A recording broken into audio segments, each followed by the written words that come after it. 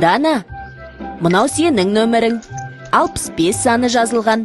Жоғалтып алма, осы нөмірмен киіміңді аласың. Ал мынау біздің 2 билетіміз. 7-ші қатардың 23-ші, 24-ші орындарына отырамыз. 11-ге 15 минут қалыпты.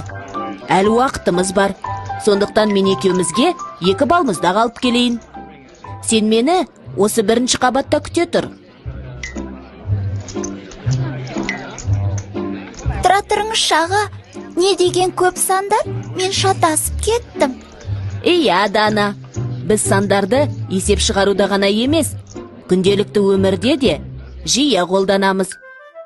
Қарашы, сағатта, күнтізбеде, билеттерде сандар бар. Сен жасыңды, бойыңды, салмағыңды айтқанда да сандарды қолданасың. Сондықтан есіңе сақтап ал.